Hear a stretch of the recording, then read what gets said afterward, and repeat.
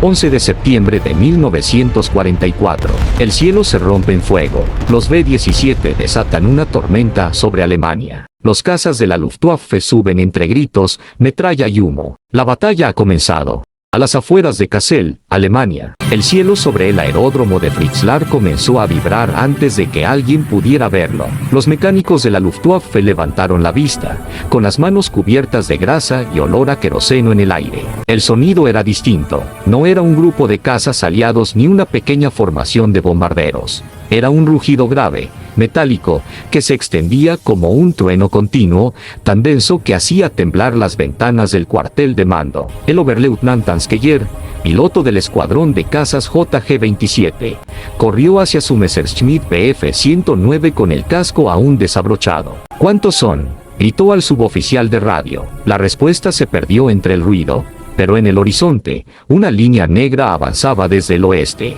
No era humo, ni nubes, era una masa, cientos, no, miles de puntos oscuros que se movían lentamente, cubriendo el sol. Hans se detuvo un segundo antes de subir a la cabina. Su instinto le decía que aquello no era una misión ordinaria. Aquel rugido, constante y abrumador, era el sonido del fin de una era. A más de 8.000 metros de altura, la octava Fuerza Aérea estadounidense avanzaba en formación perfecta. Los B-17 Flying Fortress y los B-24 Liberator se extendían hasta donde la vista podía alcanzar, 1.100 bombarderos, cada uno cargado con más de 2 toneladas de explosivos. Entre ellos, escoltando como un enjambre de avispones, los cazas P-51 Mustang y P-47 Thunderbolt, pintados con franjas blancas y negras. El cielo alemán ya no les pertenecía a los pilotos de la Luftwaffe. Hans ajustó la máscara de oxígeno y ascendió. A su alrededor, los pilotos de su escuadrón apenas hablaban. En la radio, una voz temblorosa del centro de control informaba: formaciones múltiples sobrevolando el Rin. Dirección noreste, altitud estimada, 8.000 metros. Objetivo, Kassel. La luz del mediodía se volvió gris. Los reflejos metálicos de los bombarderos parecían espejos flotando sobre Alemania, tapando el sol como un eclipse mecánico. Desde tierra, los civiles miraban hacia arriba, viendo cómo las sombras se proyectaban sobre los campos. Era como si el cielo cayera. Hans se lanzó en picado con su Bf 109. A medida que se acercaba, comprendió la magnitud de lo que enfrentaban. Cada bombardero tenía múltiples torretas, artilleros en las alas, ametralladoras apuntando en todas direcciones. Los cazas estadounidenses volaban con disciplina férrea, sin romper formación.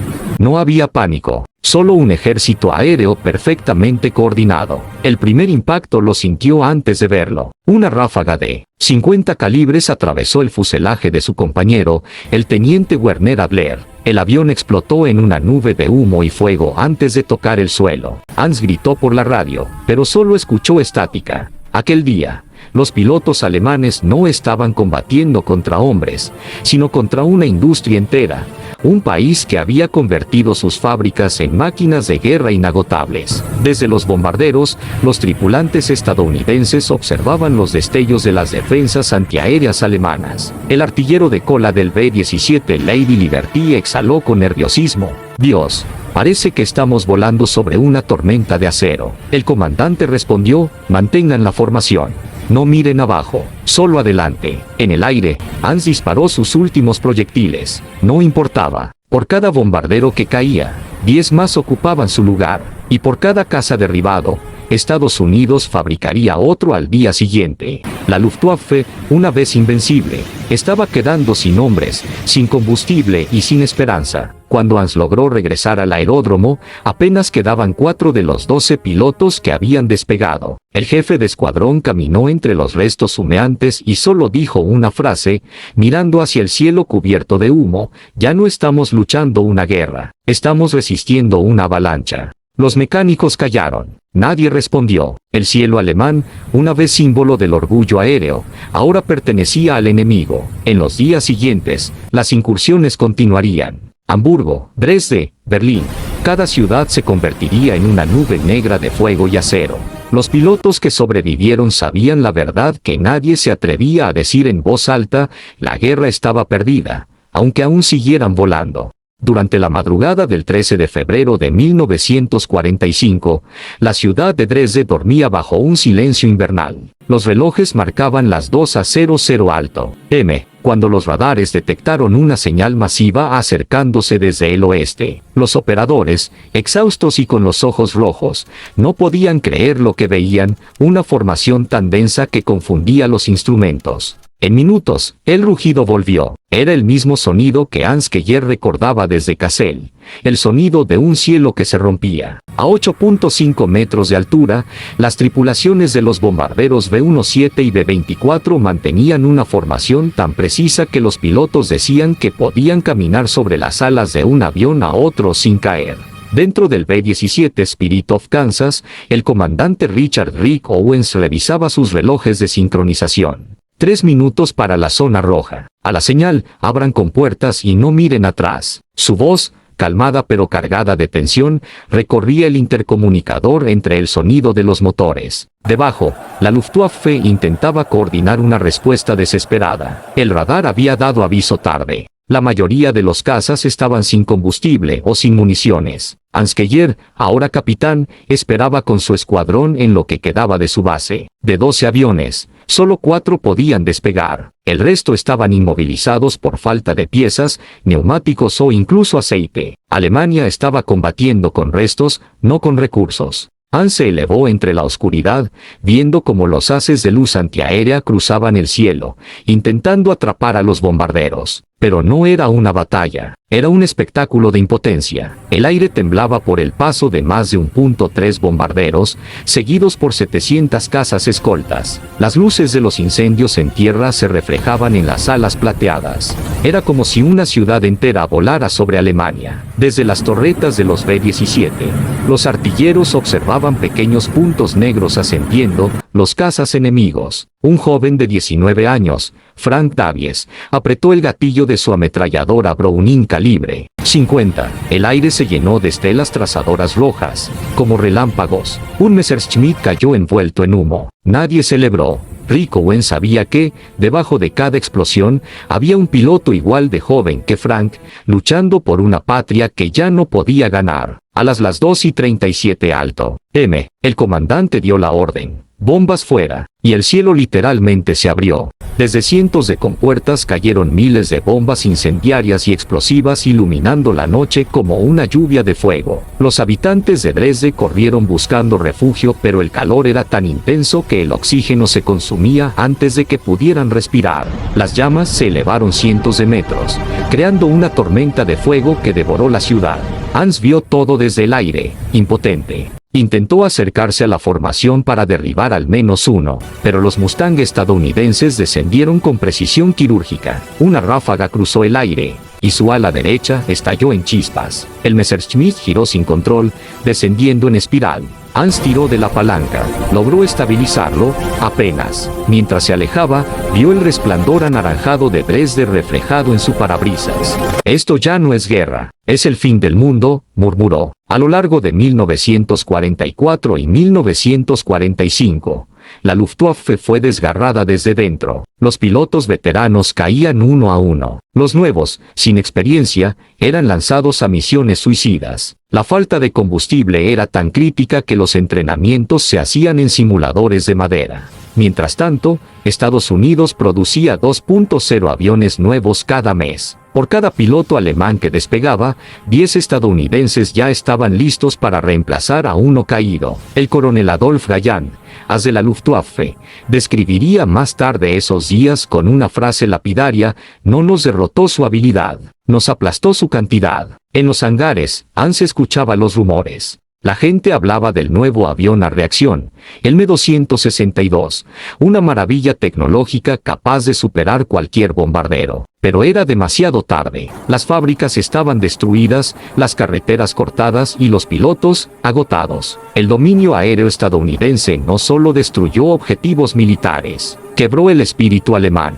Cada incursión, cada columna de humo en el horizonte era una recordatoria de que la guerra había escapado de sus manos. Las calles estaban llenas de ruinas, y los civiles miraban al cielo con resignación. El rugido de los bombarderos ya no generaba sorpresa, solo miedo. El 7 de mayo de 1945, cuando Alemania firmó la rendición, Hans se encontraba en una base vacía cerca de Berlín. No había aviones ni órdenes, solo silencio. El último parte de guerra decía: la Luftwaffe deja de existir como fuerza operativa. Hans miró al cielo una última vez. No había aviones aliados ni cazas alemanes, solo nubes. Y, por primera vez en años, el cielo estaba limpio. El amanecer del 9 de marzo de 1945 trajo un silencio extraño sobre lo que quedaba del aeródromo de Rechlin. El viento movía las lonas de los hangares destruidos, dejando ver los esqueletos de fuselajes a medio construir. Hans Keller, con el uniforme ennegrecido por el humo,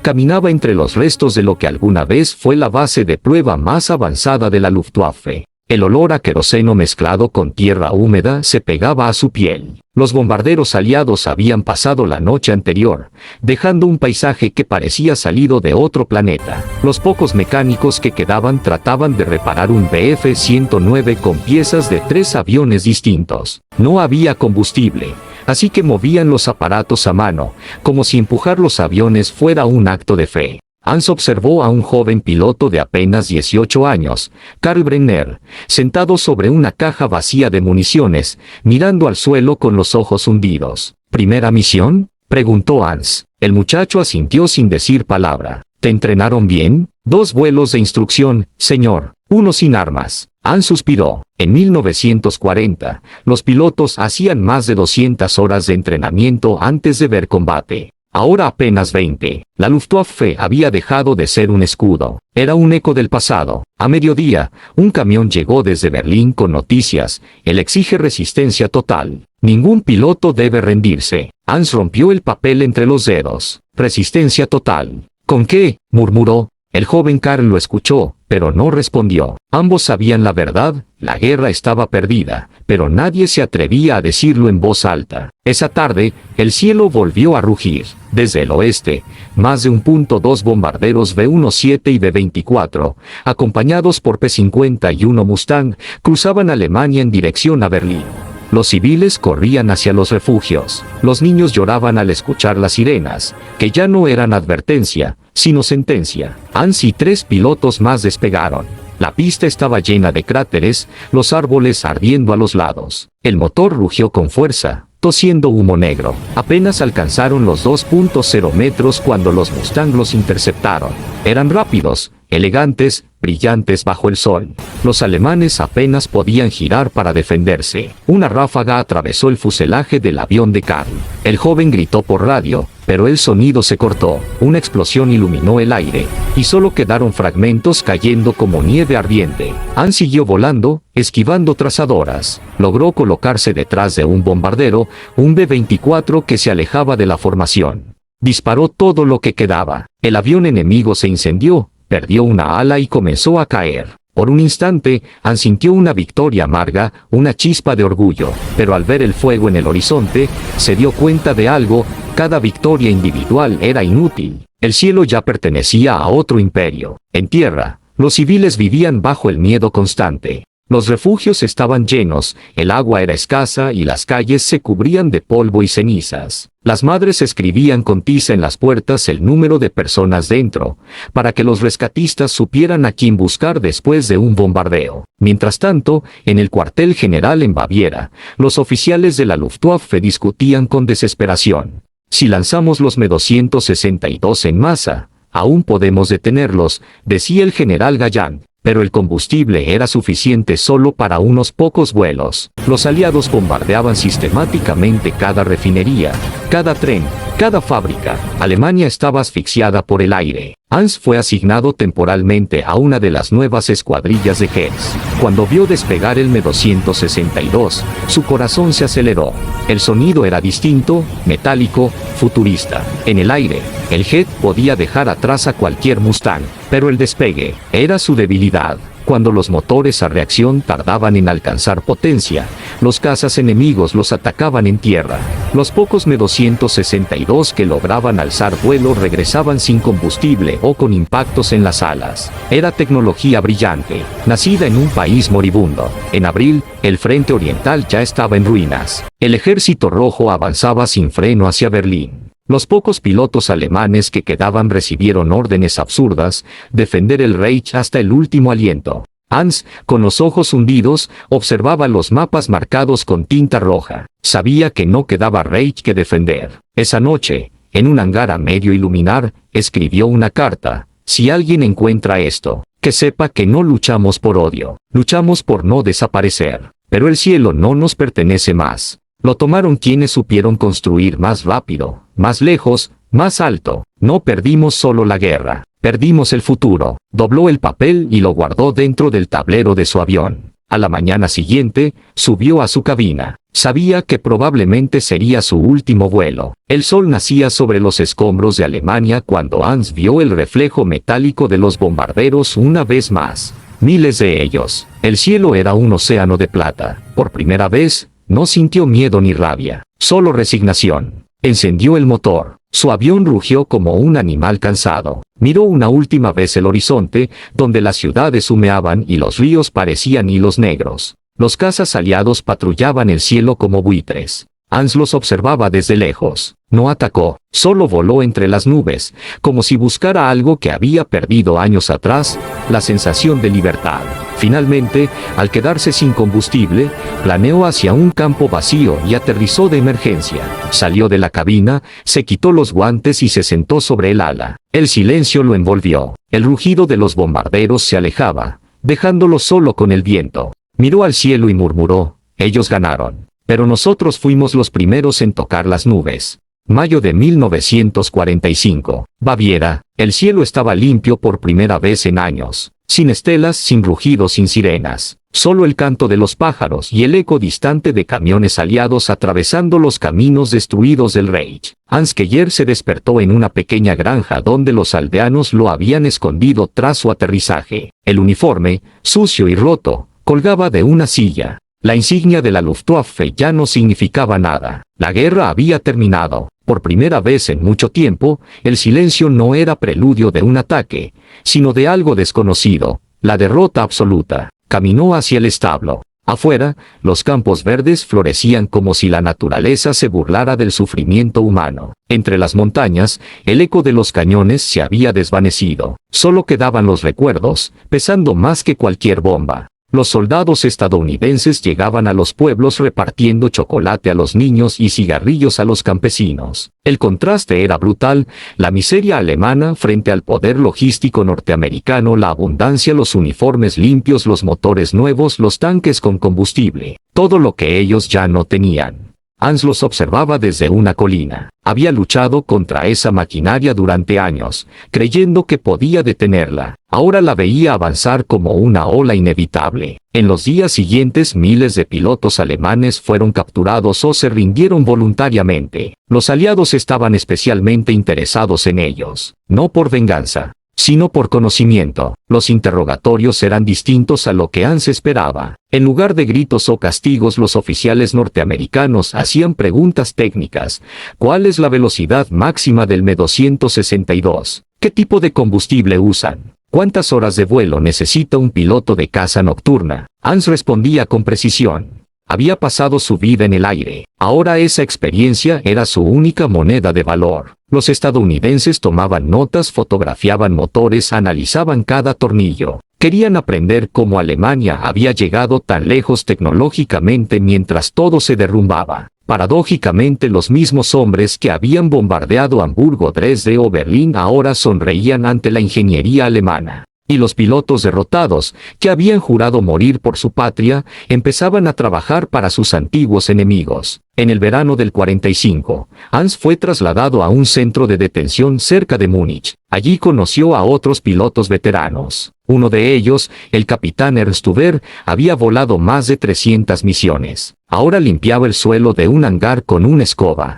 ¿Sabes lo que es peor que perder la guerra?, le dijo una noche, mirando al vacío. ¿Qué?, preguntó Hans. Perder el cielo. Esa frase quedó grabada en su mente. Los aliados ocuparon Alemania. Las ruinas eran ciudades fantasmas. Las estaciones de tren llenas de huérfanos y viudas. Los pilotos de la Luftwaffe ya no eran héroes. Eran sombras de un pasado que nadie quería recordar. Pero mientras muchos se rendían al olvido, otros comenzaron a reconstruir. En las bases destruidas, ingenieros como Werner von Braun o Kurt Tank trabajaban en secreto bajo supervisión estadounidense. Los norteamericanos los llamaban consultores técnicos. En realidad, estaban exportando la mente militar del Reich hacia el futuro. Los reactores, los misiles, los cohetes. Todo lo que nacería en la era de la Guerra Fría y en la carrera espacial, tenía el eco de aquellos días oscuros. Hans fue testigo de ese cambio. Veía a los antiguos enemigos intercambiar ideas, planos y datos. La guerra se había transformado en algo más frío, una competencia científica. Pasaron los meses. La bandera del Reich desapareció,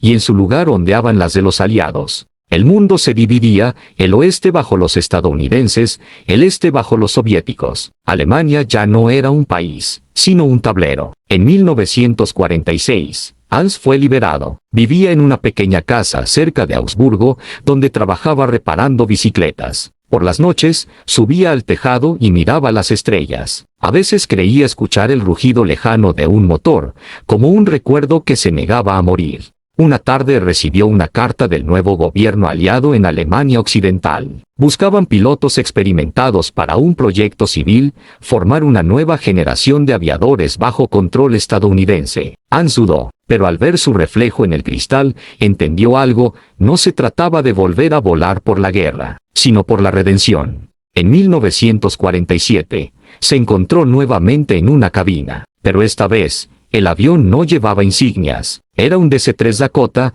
pintado de blanco y azul. En lugar de ametralladoras, cargaba cajas de comida. Era parte del puente aéreo de Berlín, la primera gran operación humanitaria aérea del siglo. Hans sobrevolaba la ciudad destruida, dejando caer paquetes con leche en polvo y pan para los niños hambrientos del sector occidental. Las mismas manos que una vez lanzaron fuego, ahora llevaban esperanza. Cada vuelo era una expiación silenciosa. Y mientras veía a los pequeños correr hacia los paracaídas que descendían con víveres, comprendió que el cielo, por fin volvía a ser un lugar digno. Una noche, mientras el avión regresaba vacío a la base, Hans vio una formación de luces en el horizonte. Por un instante pensó que eran los B-17 otra vez. Pero no, eran aviones aliados, volando junto a los suyos. Por primera vez, el enemigo y el antiguo adversario compartían el mismo espacio aéreo, no para destruirse, sino para mantener viva a una ciudad.